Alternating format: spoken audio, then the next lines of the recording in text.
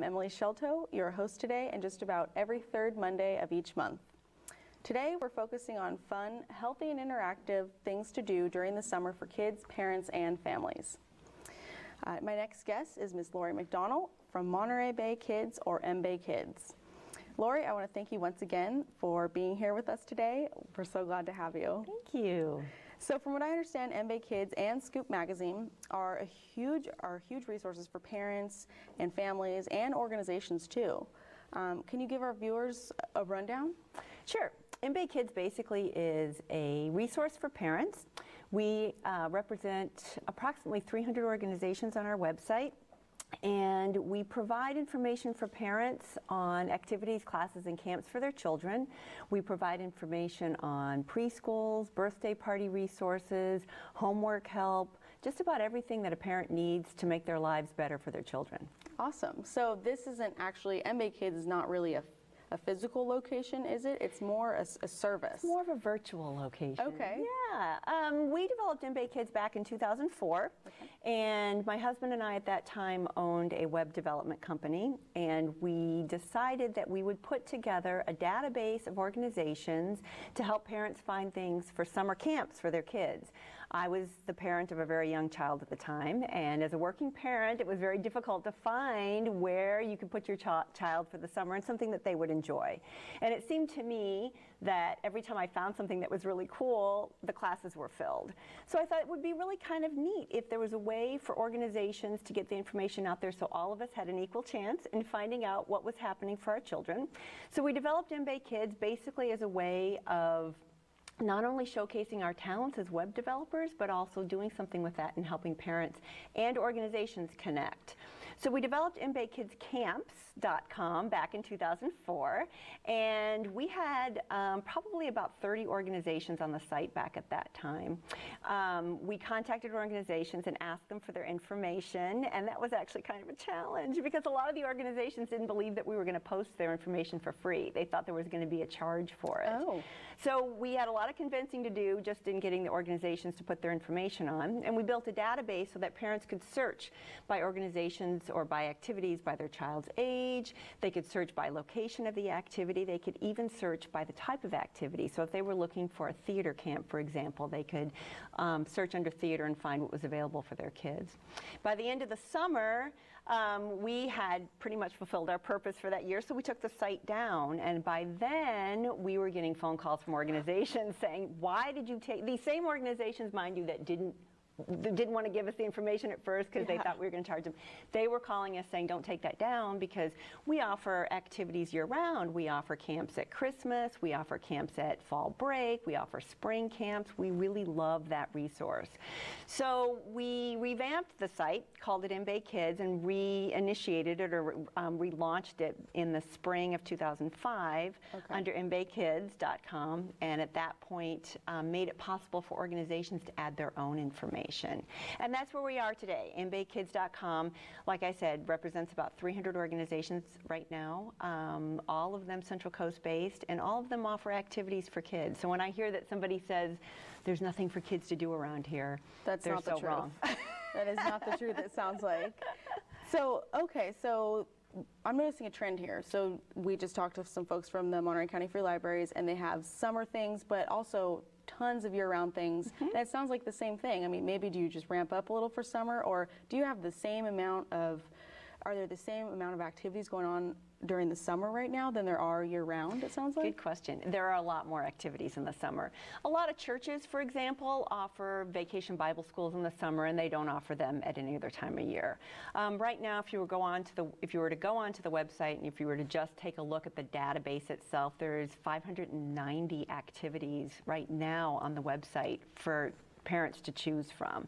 And I would say we run probably between 200 and 300 at other points during the year, so the summer is a really busy time. That's awesome. So you keep these activities in the database completely updated. So I'm not going to go, if I'm a parent and I'm searching under the little parents tab there, because I noticed that you can register for updates, you can put your information in and have the updates sent to you, it sounds like. Yes. You can comment on an event, it looked like. You can put feedback about how the event went, or you can search for activities. So you keep the database updated, and you can search for the activities, and I'm not going to find something that, oh, it already ended, or Right. oh, this was last year, or oh, this, you know, because oftentimes I search websites and I find outdated information. Yeah, and part of what makes MBayKids so unique is that when organizations put their information in, let's say you're a church that offers a VBS the third week in July.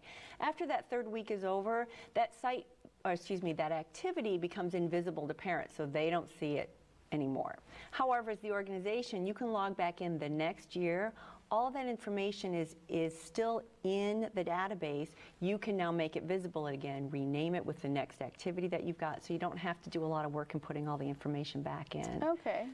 So yeah, it is designed so that parents aren't going, oh shoot, I missed it, that was last week. And that's really kind of fun. And so it's you that, well, it's MBayKids that keeps it updated, or it's the organizations that participate that keep it, or it's a combination? It's a little bit of both. Yeah, we encourage organizations to put their own information in, but as you know, a lot of the organizations that we represent are nonprofits, and a lot of them don't have huge staffs, and even those that are for-profit don't necessarily have capability to spend time to put that information in. And we try to be comprehensive for parents.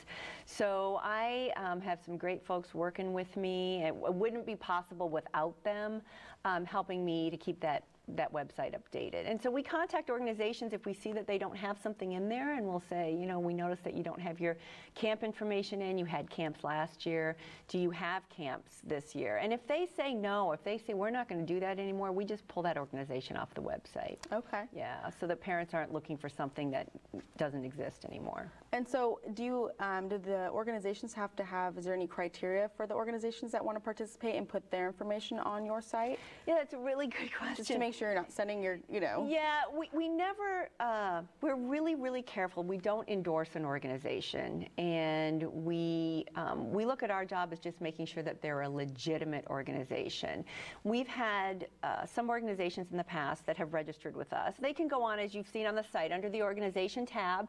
They can put register your organization. You fill out a form, and I always, or somebody in my office always makes sure that it's a legitimate organization. If they have a website, if they have a physical location that we're aware of, then that's really about all it takes for us to get them approved.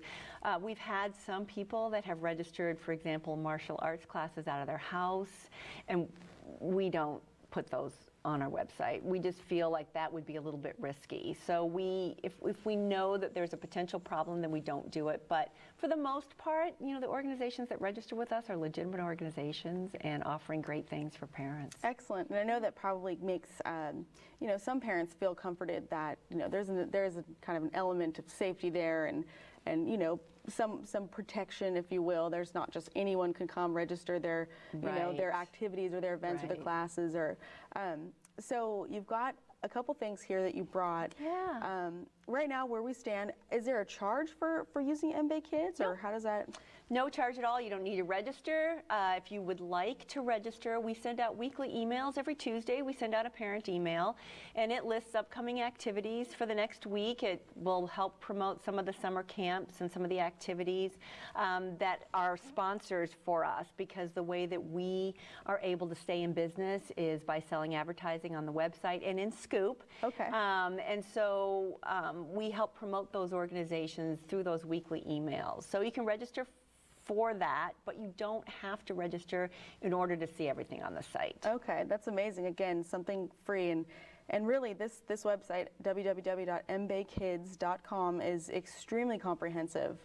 Everything that you mentioned and some more that we'll probably get into in a little bit is there, and it's available for free. Yep. So you don't really, there's really no boredom at home over the summer, is there? No, and I always, it's funny because when my daughter was little, you know, her big thing for the summer is I want to relax. I don't want to do anything for the summer. And about a week into it, she'd be like, I think I need something to do. She would use the site and say, you know, this looks like a really fun camp. I think I want to do this. And so it's really kind of fun. Kids can use it too. It's really designed for parents, but children certainly can go on there. There's nothing on there that a child can't see or they're going to get in trouble going in and looking at. Oh, wow, that's great. So it's not, doesn't necessarily always have to be the parent's responsibility to you know, come up with a thing. Yeah, the kids can, you know, feel free to go on there and pick things out. That's awesome. You bet. So talk to me about Scoop, if I may just. Sure. This looks like the most recent edition. It is the June-July 2011, and we've got, I'll just flip through a couple pages here just to give an idea of what we have. And I'm a proud new recipient of a subscription to Scoop. I subscribed today. Yay! So tell us about Scoop. Scoop was developed in 2006 as a support to the website. And what we were finding was that parents would use us for the summer, but they would forget that we were there. And so, you know, and you know that if you've got a lot of things going on, you're looking for a birthday party resource or whatever, we just wanted to remind parents that we were there. So we developed Scoop in August of 2006, and we filled Scoop with articles that you couldn't find on the website. So we asked some local pediatricians, we asked a homeschooling parent, we asked a variety of different community experts to write articles for us. And so Scoop actually has grown. A lot of people don't realize that Scoop and MBayKids are one and the same, but Scoop has kind of grown into an entity all of its own. We distribute Scoop 8 times a year, and you can go onto the website and subscribe totally for free.